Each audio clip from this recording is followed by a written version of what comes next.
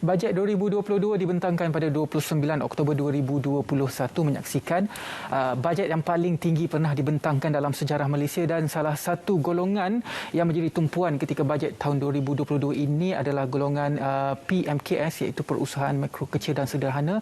Jadi bagaimanakah kalau kita dapat lihat dan juga analisis bajet 2022 ini boleh memberi kebaikan kepada PMKS ini, terutamanya apabila industri kecil dan sederhana ini terpaksa melalui satu perubahan dunia, yang mana perubahan daripada perniagaan secara konvensional beralih kepada perniagaan secara digital. Jadi pada hari ini kita akan bercakap mengenai bajet 2022 PKS bangun semula. Bersama dengan saya ada dua orang tetamu di studio. Pertama, kita ada Datuk Seri Zainal Abidin Abdul Hamid, Presiden Pertubuhan Kebajikan Ekonomi Kerjasama Malindo ataupun Malindo Care, dan yang kedua kita juga berbesar hati bersama dengan Datuk Dr. Norizan bin Mohamad, Timbalan Presiden Pertubuhan Kebajikan Ekonomi Kerjasama Malindo.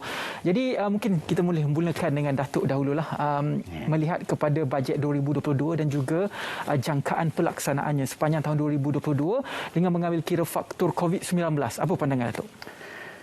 Okey, pertamanya saya nak mengucapkan ribuan terima kasihlah kepada pihak RTM, terutamanya Selamat Pagi Malaysia, dan selamat pagilah kepada Ridwan. Terima kasih.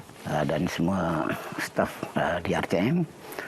Okey, kita bersyukurlah kepada Allah SWT kerana kita seolah-olah baru lepas dari berbelenggu terkurung di rumah. Sudah hampir lebih kurang 2 tahun, yang mana semua aktiviti lah, termasuk aktiviti perniagaan, tidak dapat dilakukan. Jadi akhirnya kita menghadapi masalah dari segi bagaimana nak memulihkan ataupun meneruskan perniagaan tersebut. Tetapi alhamdulillah kita berterima kasih kepada pihak kerajaan kerana telah memberi bentangan bajet baru-baru ini dengan saya rasa bajet yang terbesar seperti mana yang Tuan beritahu tadi. Jadi kita haraplah dengan adanya bajet tersebut usahawan dapat menggunakan bajet-bajet yang telah disediakan oleh kerajaan untuk meneruskan perniagaan mereka dan memulihkanlah apa yang dikirakan patut dilakukan buat masa ini. Okey. Dan salah satu konsep yang dibawa ketika bajet 2022 adalah konsep pembangunan keluarga Malaysia. Jadi sebagai salah satu strategi, 4.8 bilion ringgit Malaysia diperuntukkan untuk melaksanakan pelbagai program di bawah Perbadanan Usahawan Nasional Berhad, Tekun dan juga Dana Kemakmuran Bersama. Jadi kita beralih kepada Datuk Norizan. Apa pandangan Datuk mengenai peruntukan bajet ini, terutamanya untuk membangun kembali PMKS? 4.8 bilion ringgit diperuntukkan kepada PMKS ini, Datuk Norizan. Ya, terima kasih. Kerana soalan ini amat penting. Kerana ini ada pembangunan yang kerajaan sediakan untuk IKS dan peniaga-peniaga yang kecil lah. Apa yang saya lihat, kerajaan dah sediakan begitu banyak bajet. Apa yang penting dari segi membangunkan usahawan-usahawan ini adalah keluarga mereka. Mereka terputus daripada pendapatan yang seterusnya, yang selama ini mereka dapat dengan secara bulanan dan sebagainya, sekarang ni dah terputus.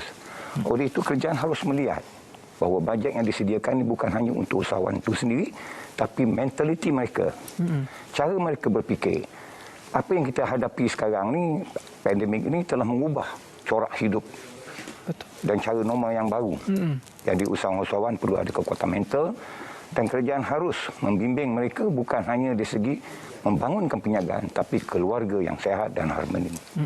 Saya amat bersyukurlah semua badan-badan kerajaan bersatu menjayakan usaha yang telah dibentangkan oleh Kementerian Keuangan untuk memajukan semula IKS-IKS yang ada dan membimbing mereka ke arah norma baru dalam perniagaan, iaitu perniagaan dalam digital.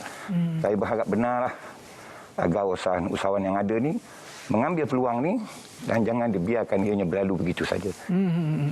Jadi bercakap mengenai ekonomi digital, Datuk ada sentuh sikit, saya nak imbas sedikit dalam bajet 2021 sebelum ini, kelangsungan perniagaan salah satu strateginya adalah mengutamakan automasi dan juga pendigitalan.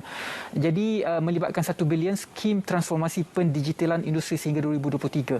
Dalam bajet 2022 pula, contoh